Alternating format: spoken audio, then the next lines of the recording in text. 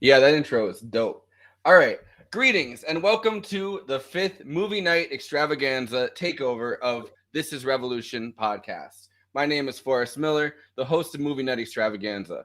Tonight, we'll be talking about the 1976 Black Comedy Network, which is a satire of the increasingly corporatized and consolidated world of ratings-based news. Of course, gotten way worse since 1976, but it was directed by Sidney Lumet and written by Paddy Chayefsky.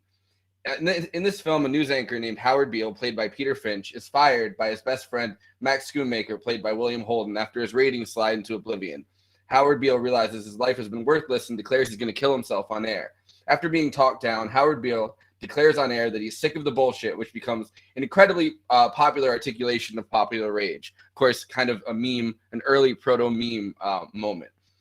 Howard's newfound popularity and breakdown is cynically exploited by the programming chief, Diana, played by Faye Dunaway, who believes that the network has struck gold. Now, before I bring in the panelists for this evening, I'd like to remind you to like and subscribe to both This is Revolution podcast and my channel, Movie Night Extravaganza. You can also support Movie Night Extravaganza on Patreon, where you get access to all kinds of amazing discussions and interviews. Links are all in the description. So without further ado, let's bring in the crew. Conan Neutron, host of Protonic Reversal and frontman for Conan Neutron and the Secret Friends, and now co-host of Movie Night Extravaganza. All right, keep it going, folks. Keep it going. Wow, Yeah. There's gunplay involved now. Okay, this is apparently they just tried to shoot Gerald Ford. Yeah, apparently, yeah. So I just like to say, that this is my favorite movie of all time. So I'm incredibly excited about this, and I can't wait to get into it. And I'd very much like to be an angry prophet denouncing the hypocrisies of our times. You want to be an angry prophet? Oh yeah, very much the so. Hypocrisies of our times. Okay, I think we can make that happen.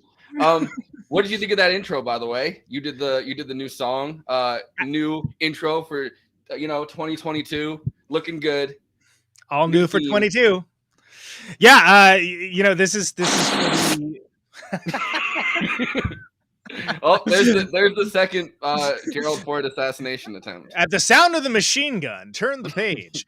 Where the month of January is all like 80s fantasy movies. So I think that's a very appropriate intro for that. We have a Dark Crystal, Princess Bride, Labyrinth. I'll just all of those. And I think that's that's an appropriate theme song for those kinds of films, which I love. No, it's good. It's good as hell. All right, we also need to bring in JG Michael, host of Parallax Views, who I guess funny story was the second guest. Was the second guest that we had on Movie Night Extravaganza. Of course, you and Jason Conan were the third guests in the next episode after that. But he made me promise coming on to the episode that we did, which was Manchurian Candidate. He made me promise that if we ever did network, he'd be on for that. So I thought this was kind of a perfect movie to do for this fifth Movie Night Extravaganza. This is Revolution Takeover. Of course, follow, subscribe, all of the above to both podcasts. Jason, can we play the trailer?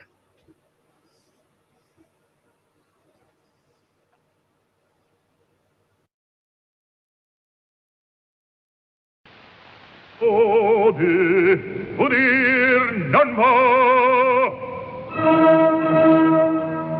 movie. It's the one that I put in the network. The Google Drive thing that I sent you. We're off to a fantastic start, everybody. Hey, the intro was rocking. Yeah. I was gonna say, I was like, hey, we're killing it. All right, yeah, let's keep it going. This movie's so great. Like there's so many reasons why it's great, and I can't wait to get into it. But yeah, I don't think I've ever seen the trailer. I've seen the movie like 20 times. I don't think I've ever seen the trailer. So I like the trailer. I watched it yesterday, and because how do you portray what this movie is? Yeah, right? Like I'd love to see what that is. No, it's it's cool that they have the narrator throughout it, like kind of the voice of God narration almost, because as it becomes apparent that Howard Beale kind of obviously isn't talking to God, but kind of feels like he's talked to God. It's interesting. I think that voice, like the narration throughout it, takes on a whole different set of stakes almost. Well, the voice of God plays a heavy role for Howard Beale. Yeah. And it's a really interesting moment also when and of course we'll get into this too, but when Ned Beatty when that moment happens and when that moment happens and he turns around, he says he goes, "Why me?" which is the thing that he says earlier in it, and he says, "You're on TV, dummy," or whatever. Like it's a fascinating. It's a complete callback, and I'd actually didn't notice that until like maybe the second or third time I saw it too. Yeah, well, I watched it for the second time yesterday, and of course, I've watched like a whole bunch of clips since then.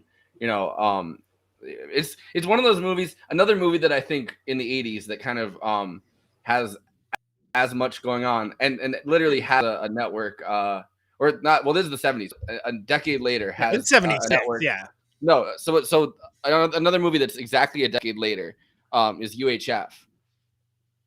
And it has Michael Richards kind of doing the same thing as the Howard Beale. I'm mad as hell, and I'm not going to take it anymore. Yeah. It's like the weird. Yeah. There you go. That's good. So it's like the Weird Al version of Howard Beale. Yeah. Yeah.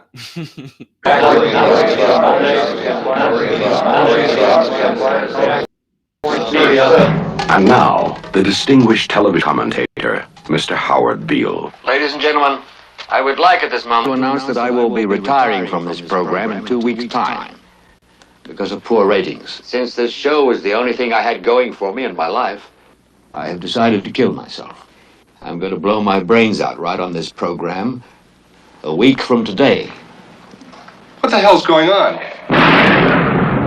Prepare yourself for a perfectly outrageous motion picture. Howard Beale went up there last night and said what every American feels, that he's tired of all the bull. Sakes, Diana, we're talking about putting a manifestly irresponsible man on national television. I am not putting Howard back on the air. It's not your show anymore, Max. It's mine. I got a feeling I'm being made. You are. Got to warn you, I don't do anything on my first date. We'll see. I want a show developed based on the activities of a terrorist group. Well, Ahmed, I want to make a TV star out of you.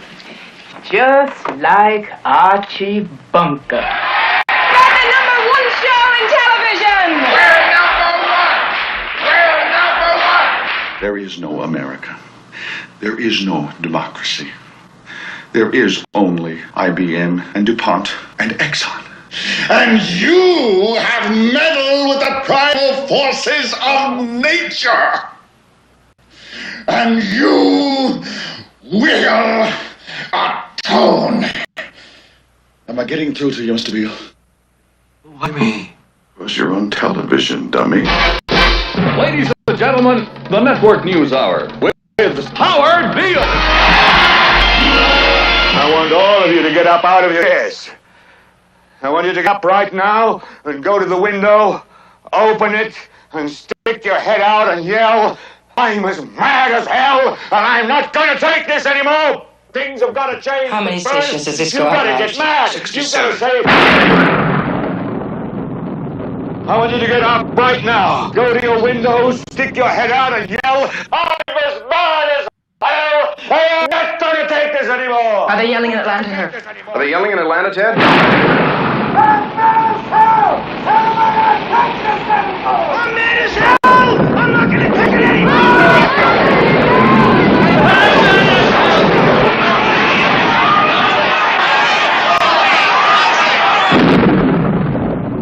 Network by Paddy Chayefsky. Directed by Sidney Lumet. Produced by Howard Gottfried.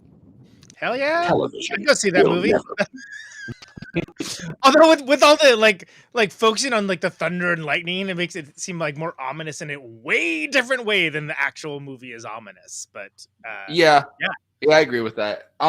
So I wanted to start at the beginning, I guess, though. And I think this movie, I mean, the reason that it feels so prescient, or it feels so kind of predictive of our current moment, is obviously that we're living in this age of neoliberalism, which kind of this movie is obviously made at the neoliberal turn. And I think the media is a perfect thing to focus on because, you know, everything is based on metrics, you know, how much money someone's making, like even things that aren't going to make money, like public schools. And I think The Wire is a show that really, really portrays this well. But like, you know, it's all about metrics. How many kids got an A? How many kids, you know, who's passing, who's not? How many kids are going to graduate? And I think that, you know, starting this movie off with the grand old man of news with a HUT rating of 16 and a 28 audience share. And then it says, you know, over time, he fell to a 22 share. And then, you know, his wife died and he starts drinking and he falls to an 8 rating and a 12 share. And he gets fired over that, is kind of showing in a really, you know, I think the news media, the ratings-based news, like these news corporations, are a perfect way to show that kind of every part of your job performance, every part of your life is kind of now based on these metrics. And these metrics kind of, in this case, obviously, it's the audience. In other cases, it's, you know, how much do you sell of something? But it's all based on numbers. And like, it's this obsessive neoliberalization of everything, where, you know, all of a sudden you're not a person anymore. You're dehumanized the same way that they're touching on in this movie. And suddenly you're just kind of a series of numbers. Well, I think I've been doing a lot of talking, so we should probably hear from J.G. Michael, but I just think it's amazing that the news didn't used to be something that had to make money. It was the news. You lost money because it was the news. Yeah. And this is not only marks the beginning of that change, it accurately predicts the you know, infotainment, opinion, industrial complex, and the news as entertainment, really, like news as entertainment. And it all started with caring about the ratings. By the way, yes, it is the Better Call Saul thing. And they advertised it like pretty heavily in the first episode. I remember when the premiere of Better Call Saul comes out and he goes, "You will atone." And then after that, the reaction to that, he's like, you know, Ned Beatty in Network, and everyone looks at him blankly, and he's like, "All right, whatever," and storms out of the room. Right. As if I needed another reason to be hooked into that show. I was like, hell yeah. They're like referencing my favorite movie of all time. That's awesome. Saul Goodman as a character, I think, is an amazing character to kind of be obsessed with that movie, right? Because he's someone that's not a TV personality in that show, but he is someone that knows how to use TV to manipulate people. And throughout the course of Better Call Saul, he becomes obsessed with, you know, his lawyer. Like you can assume maybe that, you know, they're trying to show that he's the first lawyer to kind of do that thing that all lawyers kind of do now, where they're ambulance chasing on TV. The TV ads, yeah. Everyone's got their local lawyer that has the ads on the TV. It doesn't matter where you're at. They have like the jingle, like whatever. The first time you see him on Breaking Bad is when he's on TV and he's like, "Did you know you have rights? Well, you do, and the Constitution says so too." Yeah, right. So I was gonna say, in relation to the media critique that Network is making. One thing I was telling you, Forrest, the other day was I think it's always important to realize that I think Chayefsky, the writer of it, as someone who was involved in Hollywood, was sort of seeing what was happening with news media at the time. There was a sort of process of infotainment happening as he was writing it. You had figures in the 60s like Joe Pine, who were based out of California, creating what is known as combat television. In other words, what would later become Jerry Springer, Morton Downey Jr., and then, you know, ultimately evolve into what we have with, you know, Alex Jones and Bill O'Reilly and the 24-hour news cycle. And I think Chayefsky was very aware of that. And also you had things like the Vidal-Buckley debates, which there's an interesting documentary about it from 2015 that examines how that debate in 1968, the ABC did in place of the DNC convention. That debate was so heated and you know, it was sort of like trading barbs and more of an insult fest. Although I think, you know, I like Vidal a lot, but it was an infotainment sort of spectacle. That's the famous one where he calls. Is that the one where he calls Buckley a crypto Nazi and then Buckley? Yeah, and it was a big rating success because it was such a spectacle to see that big fight between the two. You know, with the crypto Nazi barbs and all that. I actually have Jason has a clip of Paddy Chayefsky talking about this exact thing.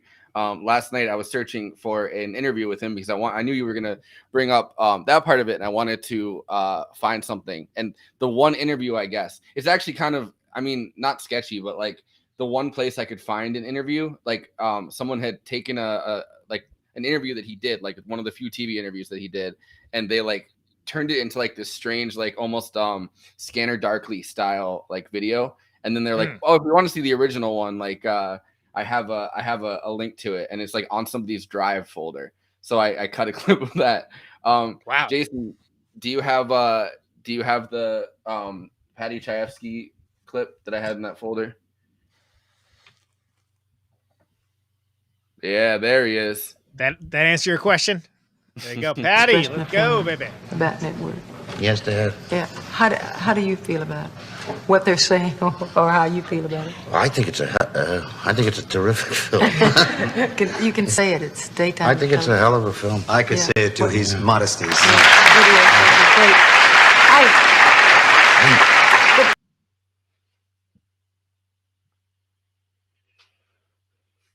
In network. Well, it might be having buffering. Thank you. Well, you know I feel that way. But the thing that I want to know is everyone has an opinion of what you're trying to say in the movie. What are you trying to say? What kind of statement? Well, I think what I'm trying to is how do you preserve yourself in a world in which life doesn't really mean much anymore? And Wow. That's what I was trying to say, but the trick, of course, is to say it so that it's a good movie. Yeah. And a lot of people think I went into this with some kind of a reformist attitude, as if I were attacking television because of what should be done, what's wrong with it. It's not at all. People don't start off writing things that way. They start off to make a good movie, or they usually start off to make a great movie. They settle for a good movie around the first day of shooting, and then they're just glad to finish it by the time they finish. But the point that I really was trying to say is how I feel about the world around me right now. This is what all writers do. They write about themselves. It seems to express the feelings of a lot of other people, though. Yes, the dehumanization is the aspect that I touched on in the intro, and I think that's it is without our control from our functions. I also got a feeling, Paddy, in watching the film, that we were so controlled by mechanics, by numbers, by demographics, by machinery dictating what, it isn't especially only that. in television. Most of the people who maintain that network is a brutal attack on television are only looking at the tip of the iceberg, aren't they, really? Well, it's not a brutal attack at all. In fact, I don't think most of the people who have called it a brutal attack, that many people died. It's just a few people in the networks. After all, it's a satire about television. You know, and it's a very funny picture.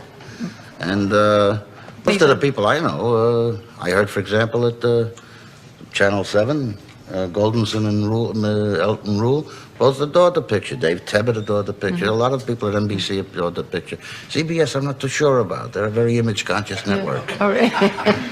It's a big eye. Yeah. Don't forget.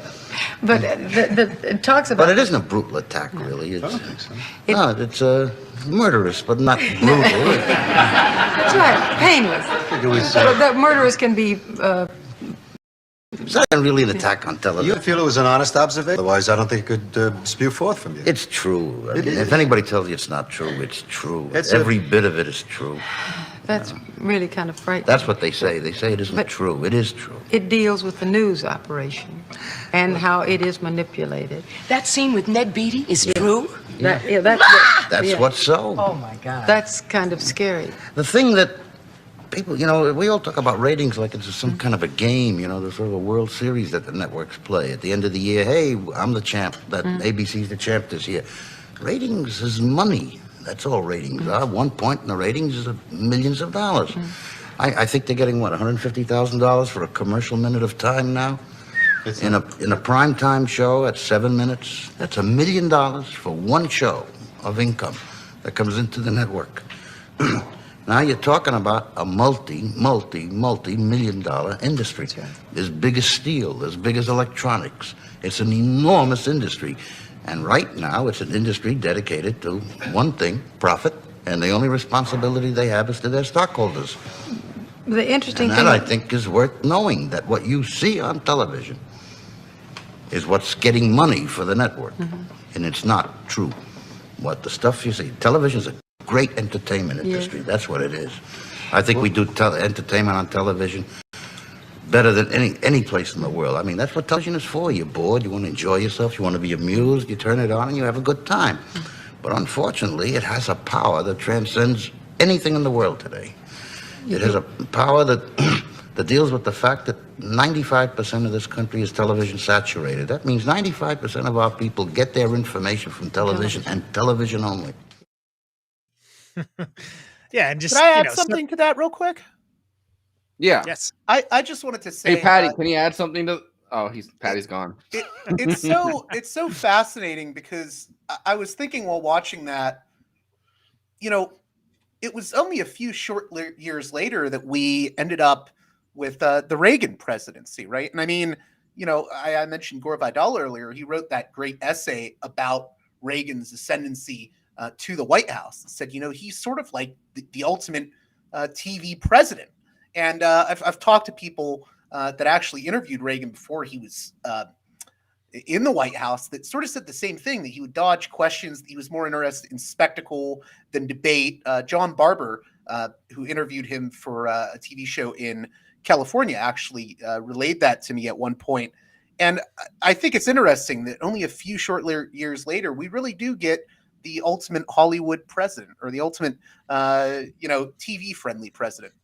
Well, I think that, Reagan's kind of the ultimate Hollywood president, right? Like the golden age of Hollywood. Like he reminds everybody. I was listening to Blowback today, and they're talking about, how like there's kind of the roast of like this, or no, actually I was listening to I've listened to so much stuff in the last day that it's saturated my mind. I was listening to The Invisible Bridge, and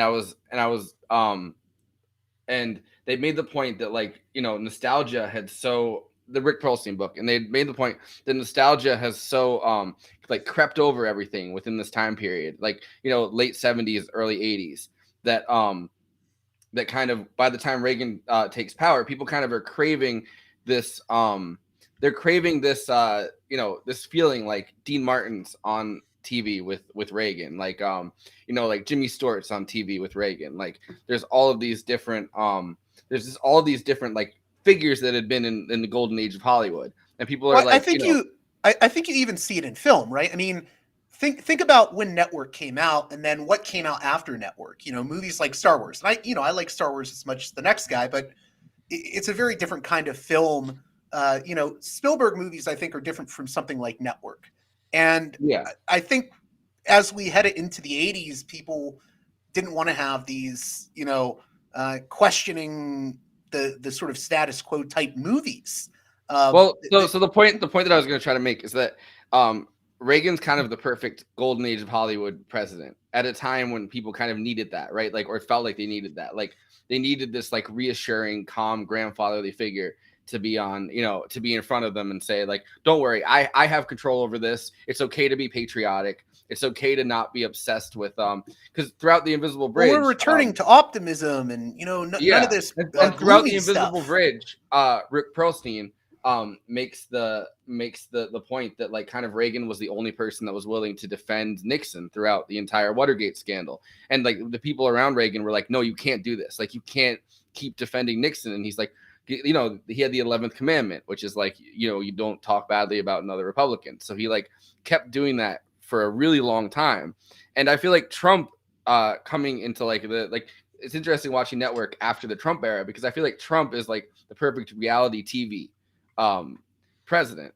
You know what I mean? He was the reality TV star president, and Reagan was the golden age of Hollywood president. And it's interesting to see there's definitely a through line, and there's a through line I think that's really well tracked before its time by something like Network, where they're kind of looking at the point of TV, and people really want someone to say what they're feeling, the anger of it. And this is the second generation, the TV generation that Faye Dunaway represents in this movie.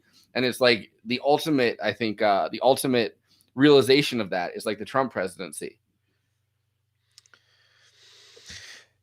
Yeah. Okay. So that's a lot. Yeah. This. Okay. So there's like 15 different topics to talk about, and I'm trying to think about which one to even approach. But let's start with the fact that we saw a really cool speech by Paddy Chayefsky. This is one of the few movies where the writer is just as important, if not more so, than the director. More so, I'd say. And the taut writing in this is one of the reasons why it's so memorable, and why like some of these monologues still ring through like all of time and make this a classic. Most movies would be lucky to have one like memorable monologue. This one has like 4. Not to mention just the baseline of, everybody like talking to each other. Like, Sorkin wishes he could write dialogue like that, right? And it's pretty interesting that like the move away from the writer as an important figure kind of became a factor in the 80s in a lot of the ways. But Paddy Chayefsky was like seeing all of these things, like we mentioned the Vidal Buckley debates. Yeah, he was seeing like the weaponization of spectacle. And again, going back to like what I said earlier, that it used to be the news lost money because it's the news. But this began like the news as entertainment era. That's when this started. And like when CNN came into the picture, then, go down the line, well, what's a national extension? Fox. Then Fox turns into, you also get MSNBC, and then you have like warring talking heads. You have the threat down over on one side, and you have Russia on the other. And the whole thing is just, a narcotic to keep people hooked on whatever they're pushing next. And this movie is incredibly prescient because it pretty much forecasts all of that. And up to including some what were considered like darkly sardonic elements of like, well, they're going to give like, the Black Panthers a show. And it's going to follow Howard Beale's and this and that. Things that like at the time were like, that would be hilarious if that happened. And now it's like, that's probably on a cable station somewhere, as long as it's been commodified and neutered and made sure that like nothing actually that dangerous gets out there. What this movie shows more than anything else is the commodification of dissent and rebellion, which it takes something very pure, which is a humanistic expression of absolute rage, a howl in the wilderness with a preacher with a gun in his hand sort of mindset. And then they managed to make it like the Arsenio whoop. When they show the later version of the show and they're like, hey, everybody, what time is it? We're mad as hell and we're not going to take it anymore. Like they turn to it like, it's like, no, you're missing the point. You're missing the point of all of that. But it's so perfectly done because you're like, oh, God, they did it. They did it. And the idea of Vox Populi, like the voice of the people being like just another commodified spectacle within this. It's a segment on the show. Yeah. But I mean, I guess if you guys want to talk about Reagan, we can talk about Reagan too. I don't think that's remotely as interesting as this movie, but I think it ties into the zeitgeist of like, look at 76 to 80, right? You had Carter. Carter's a complicated figure. I think the left often misunderstands a lot of what Carter did, but you had a bunch of scary shit happening. You had a bunch of things like, the hostage crisis and stuff like that Reagan's treacle of like morning in America. Hey, weren't the 50s great as long as you're a white dude like me? That was something that was alluring to people. You don't have to think that hard about it. And that was a real thing in the national sentiment after like these gas price hikes and, OPEC and whatever. Like, so, and again, context is everything, right? And some of this stuff I was real busy being a baby for, so I didn't exactly have all the context. But I think it's notable to like look at like the larger picture of it, and that like, there's a real reason why the 80s fell into nostalgia and why the yuppies basically completely betrayed all of their 60s roots for rebellion, because what is it? I didn't sell out. I bought in, like whatever. I can't remember what the phrase is, but anyway. That's enough. I think hitting on the Carter point is really interesting because if you read the Rick Perlstein books, which I referenced, we'd like to welcome our sponsor, Rick Perlstein, by the way. Thank you. No, but I mentioned, well, they kind of track this. They're kind of tracking like the mood of the times, right? Like Watergate and where it goes from there. And I think the way that Rick Perlstein writes about Jimmy Carter and kind of chronicles Jimmy Carter's rise is related to, but kind of opposite from the Howard Beale thing. And it's interesting that it's kind of happening at the same time in the sense of this movie comes out, within a couple weeks of the 1976 election. being over. So they couldn't have, I mean, you know, Paddy Chayefsky or, you know, Sidney Lumet, like they couldn't have known that this was going to be what happens because, you know, they had written it long before that. But there's the idea that, you know, people are so burned out by Watergate, so burned out by like the Church Committee, and Frank Church had run for president, you know, twice within this period. Like it's just so burned out with realizing that the government had completely failed us and there's no solutions. And, you know, every time that someone tries to do a solution, they uncover more shit. Like, you know what I mean? Like the CIA, like for the first time realizing what the CIA has done, for the first time realizing how failed everything really is, Watergate. And I think Carter takes kind of an optimistic tone, but at the same time, like the whole I promise I'll never lie to you promise that he makes during that 1976 campaign. But at the same time, it's kind of a similar thing, right? Like people want honesty. People want that pure honesty. People want that rage, or at least their feelings, their feelings confirmed by somebody in a position of power where it's like, no, this is really fucked up. And I understand it's really fucked up. And I think Carter leads to an age of kind of, at first, complacency where it's like, all right, well, this is at least a new person, a person that's promised on TV that he'll never lie to me. Let's vote for this person in a massive, you know, wave. But instead of Ford, who's the person who literally like pardoned Nixon. But, you know, I think that there's a channel to that. Like there's a channel to kind of people wanting someone to express the popular rage, whether they know what to do about it or not. And then you hit Howard Beale. Well, people, like, yeah. I was going to say real quick. I mean, I was thinking about this movie in terms of Watergate and, you know, some of the commentary of the day's comments about Watergate. And one thing you hear in a lot of the commentary about Watergate, I think even Gerald Ford used the term a national nightmare to describe Watergate. And Irving Kristol, Bill Kristol's dad of all people, wrote a whole article called The Nightmare of Watergate, where he talks about, you know, how are Americans, how are we as a people supposed to be operating in this kind of world where we can't even trust our government and they act irrationally and in ways that are against our core values. And it really, I think, inflicted a sort of psychic trauma in a way on the American mind, you know, the American psyche. And I think that looms large over the Carter years and this film. But so I would agree with that, but I also think that, and you guys may disagree, that I think there's a very bold and timeless depoliticization of like mentioning specific political figures, which is one of the reasons why, like, I think in like one of his, you know, when the show gets totally mersh, one of his monologues, he mentions like, you know, the Arabs and the oil crisis or whatever, and that could be misconstrued. But other than that, like, it's not grounded towards any specific, you know, one president or administration along those lines, which is one of the reasons why, hey, not only are all these still problems, if anything, it's worse than it was before. Yeah, I mean, it's not even like seven corporations. That's why it works. It's one of those movies that is commenting on a lot of the things happening at the time or playing off events happening at the time, but it's doing so in a way where it can still feel prescient later on because we deal with a lot of the same issues today. It's very deft in that way, yeah. The one time that it does connect itself to a political figure is to express the fact that, you know, in two different times within the same time period, Squeaky Fromm had tried to shoot President Ford. So like the one way it connects itself to kind of this, because it doesn't really matter who the president is. And I think during the Ford administration, there is a feeling that it doesn't really matter who the president is. You know what I mean? Like Ford is kind of the most accidental president we've ever had. Like the best thing you could say, he was like a caretaker president, right? Is what they call it. Which are really like, okay, you're basically just doing the will of your corporate donors and like shut the hell up and try not to trip over that. Oh, never mind. You know, he's trying to whip inflation now or whatever, but yeah. No, but I found one of those buttons at a thrift store in South Dakota on tour once. I was like, wow, that's I wish I knew the story of how this came to be here. But the one moment it connects itself to Ford is kind of this, you know, it's no longer seen as this like incredibly shifting moment the way it was after the Kennedy assassination, that somebody assassinated or tried to assassinate a president. Suddenly it's almost like a punchline. You know what I mean? Like they're sitting there in the white writer's room and they're like, oh, someone tried to shoot at Ford again.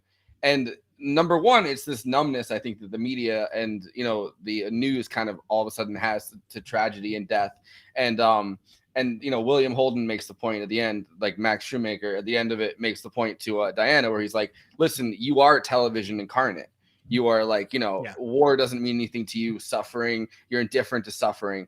But, you know, they start from the very beginning where it's like, so like they're just listing off tragedies that have happened. Like, you know what I mean? Like someone tried to shoot at Ford for the second time. Like, you know, everything's in default. Oil prices are up. Like, and then it makes perfect sense that the leap from that kind of the sense of because those are older probably media people that are having those conversations, but when they start talking about, you know, the Liberation Army, that's, you know, yet another heiress has been kidnapped, and this time because it's considered like that's just what happens now, that's just like what we do. And like so here's, and I hate to interrupt, but like I want to bring up the point that like replace that with like school shootings. Right, it's not any different. Like it's just something that everyone's like, oh yeah, that's just it. Another school got shot up. Well, that's what happens. No, 100%. No, you're 100% on point with that. And it's like all of those things. Like we've gotten. It's not just now the news media that's kind of callous to that, or like the television generation. It's everybody. You know what I mean? That's been completely drained of that. And sometimes someone will kind of scream out into the ether in a similar way to Howard Beale and be like, "This isn't okay. This is another school shooting." Everyone's like, yeah, like it's terrible. Like thoughts and prayers. Like you know what I mean? Like yeah. Well. So the an important thing with that too, and I don't mean to dominate the conversation, but I'm gonna, is that you gotta remember that's gonna be the movie extravaganza. I don't mean to. But the thing is, like, you gotta remember at this time, there wasn't the type of media that we have now, meaning that there wasn't the type of media options that we have now. It was really like the big networks. And like when they talk about like, hey, 60 million people were watching you last night, that's because it was like you had these amazing, everyone remembers where there are moments, because everyone was watching the same show. They were all watching the same newscasters. They were all watching the same newscasts. So the idea of there being, we do not have something remotely close to that. I know it may seem like we have these inflection points. It may seem like we have these moments that are like everyone remembers where they're at. And that's true, but everyone has their own filtered experience now. So that's something you got to take into account, that like, and even a cultivated experience. A cultivated experience. Like, and like usually your experience is now not to railroad over your point, but it's the kind of the commodification of your own experience. Like 100% even your own experience to these major hinge points, to use the Matt Christman term, like those hinge points even are cultivated to you, where it's like, hey, let me try to give you a news article based on this moment that you're gonna really love. Well, and I don't know if you guys have had this or not. I have literally seen, for breaking news events, I've seen memes and hot takes before actually finding out about the actual events, which I find absolutely horrifying. But that's like standard issue now. Whereas, at the time of network, it was like, hey, there was these trusted men, always men, usually men of a certain age. And they were the guys that were trusted to like give you the news, which was just that, the news, not an opinion. Walter Cronkite, Howard Beale, Dan Rather, yeah. Yeah, but it's we don't have that anymore, and it's impossible. And like whatever, like when I was like a little kid, it was like the tail end of that. Like CNN originally changed all that, then it became Fox News, then MSNBC, the balkanization of like cable, and then like opinion infotainment, so on and so on. And the thing is, all of those things divided up the audience to the point that now you have like everyone's YouTube shows. You could like just sit there, get all your news from like TYT if you wanted to. I was going to say, which I recommend more than CNN or I mean, between the two of them, of those your choices. One of the really interesting aspects of the movie to me is the whole subplot with the Mao Zedong hour. Because that's so good, yeah. I think that's a perfect thing to bring up on This Is Revolution, by the way. Well, I think even alt media in some ways has become spectacle-like at times, right? All of it is. All of it is. Yeah, and it's interesting because in ways there's other movies from the 70s that are sort of critical of like 60s counterculture and what could be perceived as the mistakes of the 60s, movies like Dirty Mary, Crazy Larry, and Fritz the Cat, Ralph Bakshi's Fritz the Cat. But this one is like really, to me, one of the penultimate critiques, saying, well, you could be fooled. Hey, JG, come on, say the line. Say the line. No, I wanted to just say Parallax. Yeah. Parallax. Well, any of the three. Well, I knew you were going to try to get me to do that. Yeah. Any of the three Pacula movies, the Paranoia Trilogy. This movie actually, it's weird. In a lot of ways, to me, it's one of the quintessential 70s movies because it plays off some of those movies I mentioned that critique the 60s hangover. And it also has the sort of paranoid thriller aspect to it that you see in those Pacula movies like The Parallax View and Clute and All the President's Men, Francis Ford Coppola's The Conversation. Conversation, which is on cable the other night, and I was like, hell yeah, Conversation. But it really takes a lot of elements from that were in the air in all of these different 70s films, and it puts it into one package. For me, it's one of the quintessential political 70s films. Well, and I don't want to spoiler alert for people for this movie that came out in 1976, but it's important to note that at one point they very calmly discuss how to deal with the Howard Beale problem, because they know if they fire him, one of the other networks are just going to pick him up and it's going to be their competition, right? So they start discussing, well, we can just have him killed.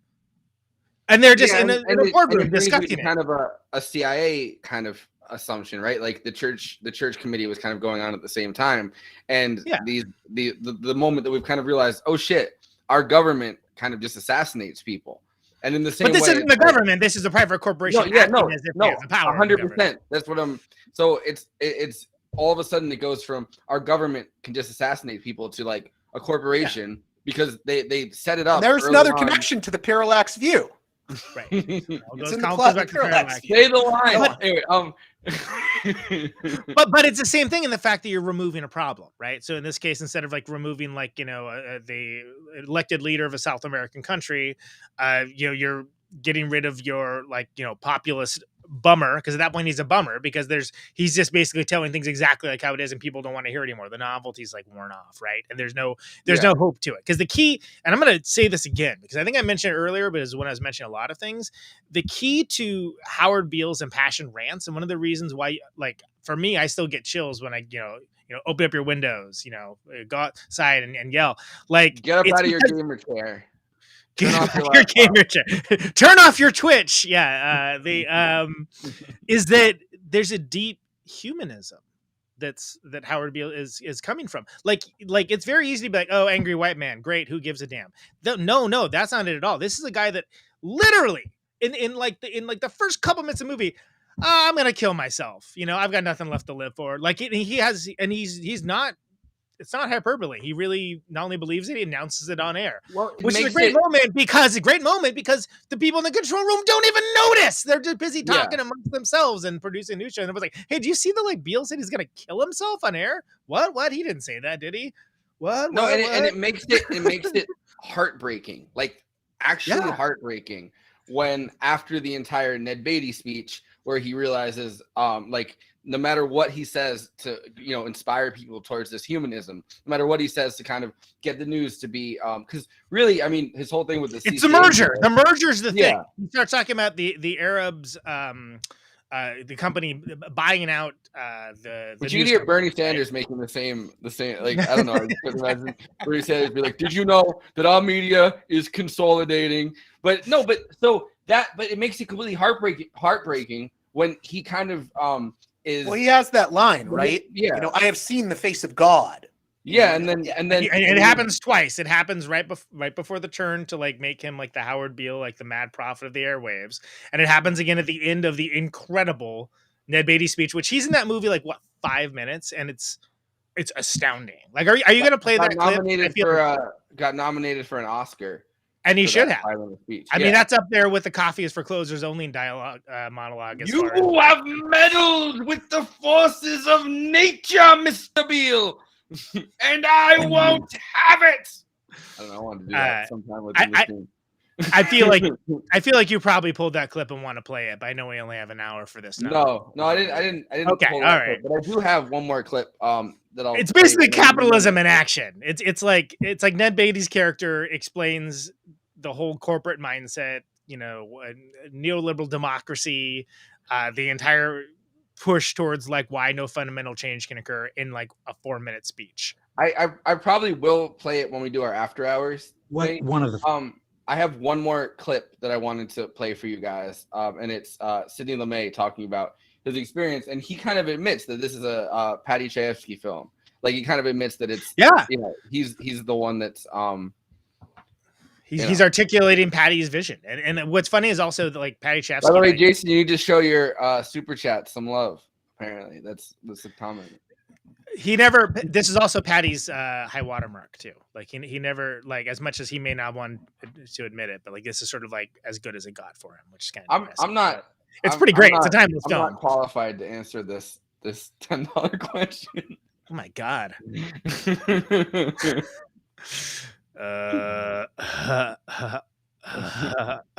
Words. I need to call. Fascinating things about phone a friend. Yeah, Call my brother. phone a friend. He writes a character whose protest becomes a byword today. I don't even. There's absolutely nothing about it. There's no action from then on in. He only continues with something which began before he made that speech, because it's when he's still in his normal anchorman's clothes and when he's still comparatively sane that he says, I just got tired of the bull.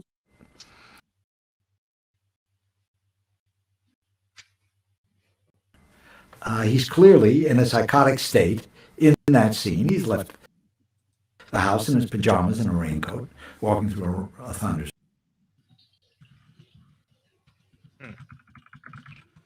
That nothing changes in Howard Beale when he says, I'm mad as hell, I'm not going to take it.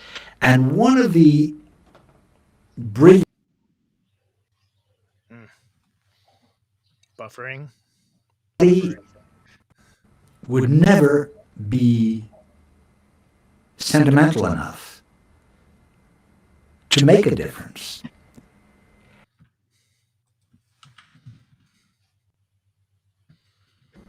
Which shot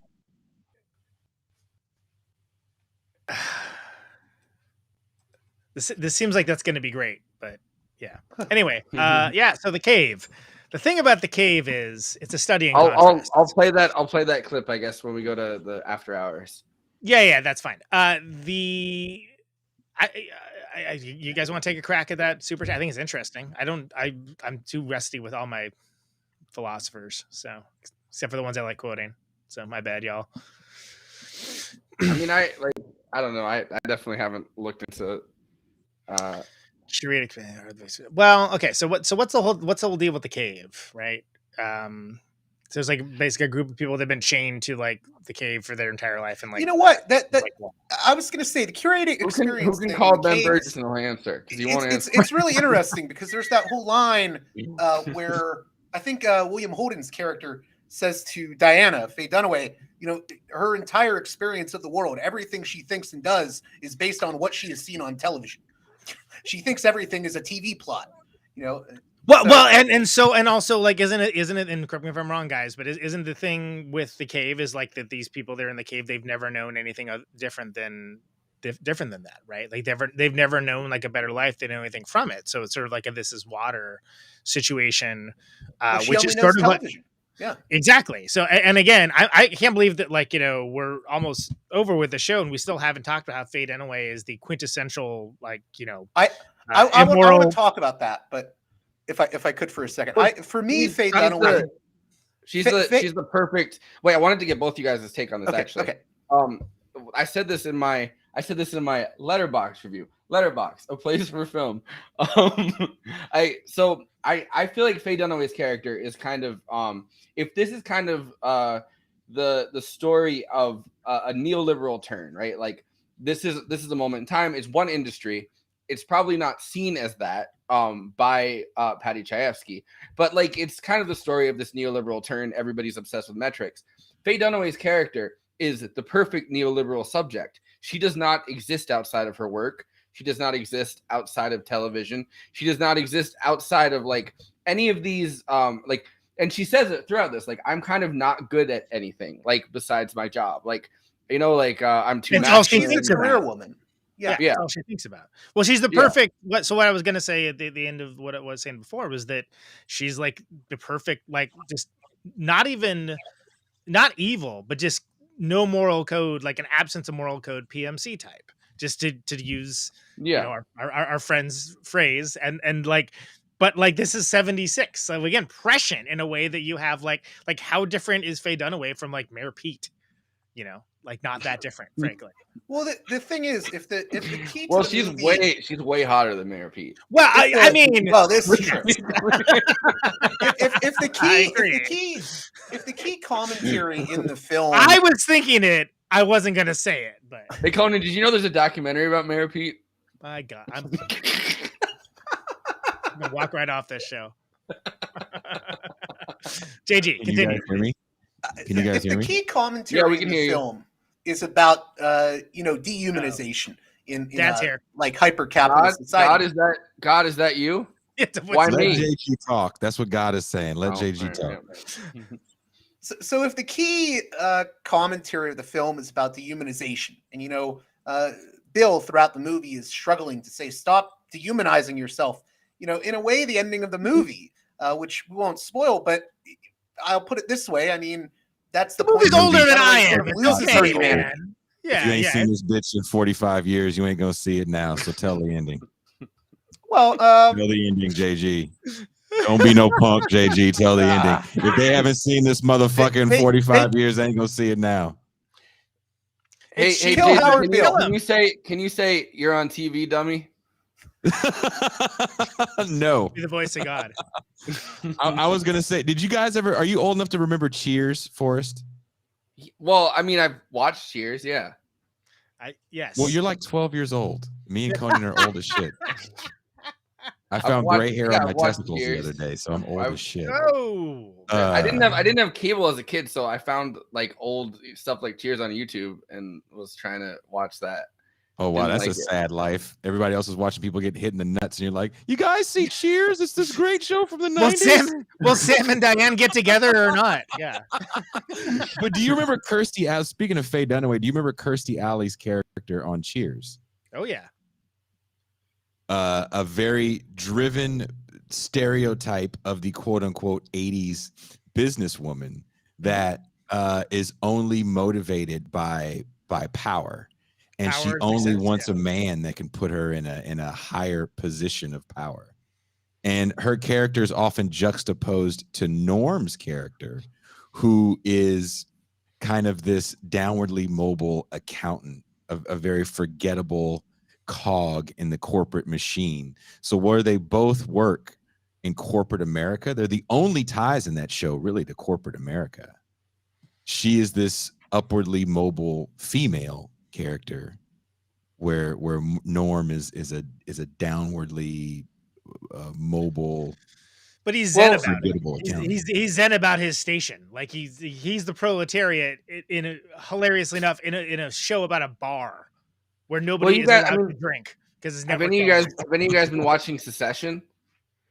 We got 5 more minutes in this show, and we're talking about unrelated TV shows. No, but Succession has Shiv as the character who, Tom Wamsgams, her husband, is, or later in the show, her husband is kind of trying to ingratiate himself into this corporate ladder, and she wants somebody far under her that kind of is gonna, within a power struggle, is never gonna challenge her power position, and so that's kind of a similar dynamic. But yeah, we only have 5 minutes left of this show. Well, Faye Dunaway's character is quintessentially an early PMC type, and in the way that like you can look at it as like the what is it, ambitious career woman, right? Was the phrase that you used throughout the 80s. Stereotype though, Conan? Would you guys call it a stereotype? I call it an archetype. I mean, this is a satire. So yeah. This is a satire, and I call it an archetype. And I think she's perfect. She's perfect in her.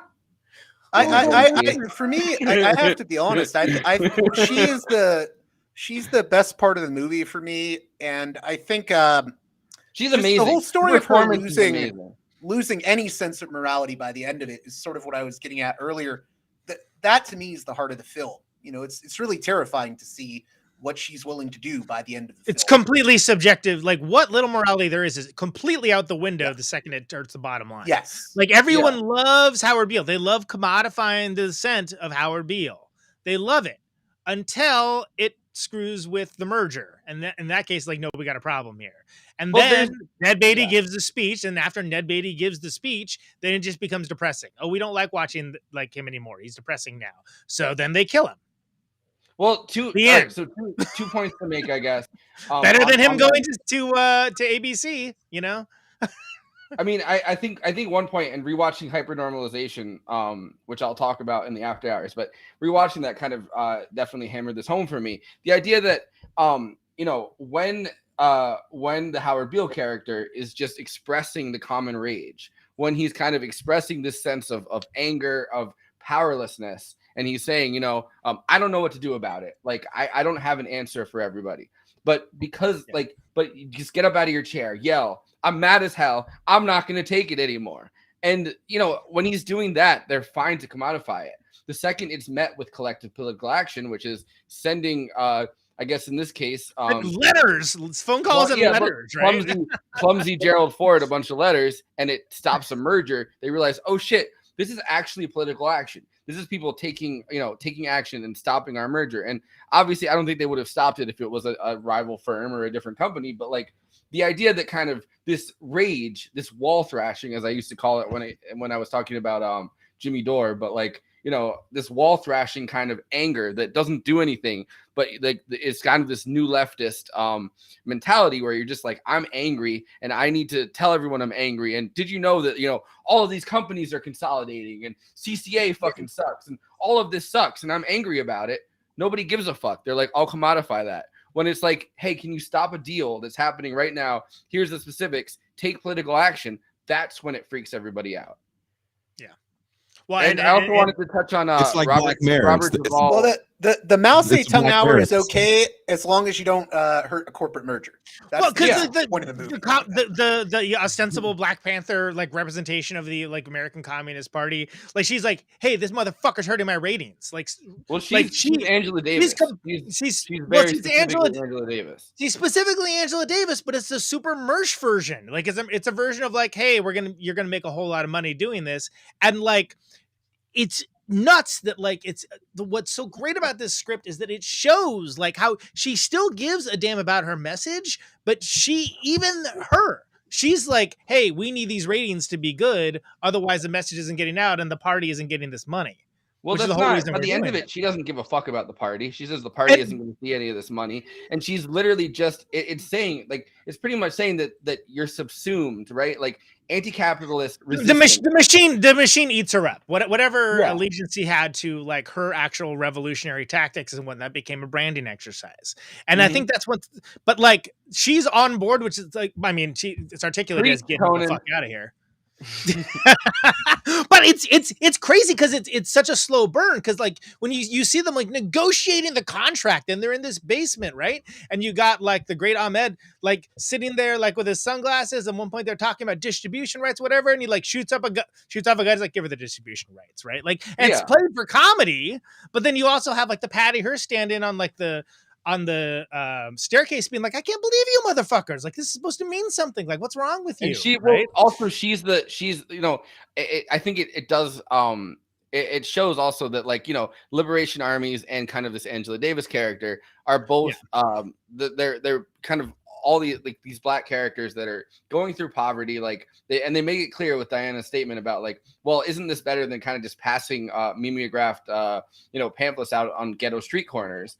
And she realizes like, yeah, all right, so now we have a huge network to put our message out on. But by that point, it's the only person that doesn't really need any of that money is the is the heiress that's kind of been kidnapped by them and done the Patty Hearst thing where she kind of fully believes in the message, because of course she doesn't. She's just like a white heiress that could have as much money as she wanted. She's like, haven't you seen our film on the the class status of prisoners? And she's like, well, fuck that. And she's realizing that her distribution charges, you know what I mean? Like, as someone that's kind of stuck in this constant web where anti-capitalist resistance gets subsumed. But then at the same time, the only thing that can really actually piss off people like Robert Duvall, and I wish that we had talked. I mean, we'll talk about it, I guess, in the after hours, because we're a minute over. But this kind of almost godfatherization of corporate America, and I don't think Robert Duvall would have necessarily hit the same way if The Godfather didn't come out 4 years before that. I think that since it's 10:03, we should probably cut it here, and then we're gonna have on the Movie Night Extravaganza Twitch, we're gonna continue this conversation in a lot more detail. And are we going out with the? Yeah, we'll go out with Conan's song. Hey, if you All right. if you want to see something that has absolutely nothing to do with what we just talked about, here's all the 80s fantasy movies we're going to talk about this month. Hey, there's nothing I enjoy more than putting the capitalist realism of my childhood into my outros. Network, everybody. It still slaps. And listen, we're gonna go live on the Movie Night Extravaganza YouTube and the Movie Night Extravaganza Twitch. Please subscribe to Movie Night Extravaganza. Please subscribe to This Is Revolution on all platforms. Presumably everyone's watching it on that on the This Is Revolution channel rather than the Movie Night Extravaganza channel. If that's the case, please please go over to the Movie Night Extravaganza channel and give us some love. But anyway, we will be back next month to talk about another movie. Haven't figured out what movie yet, but thank you. Left is best. Thank you, guys, and we are out.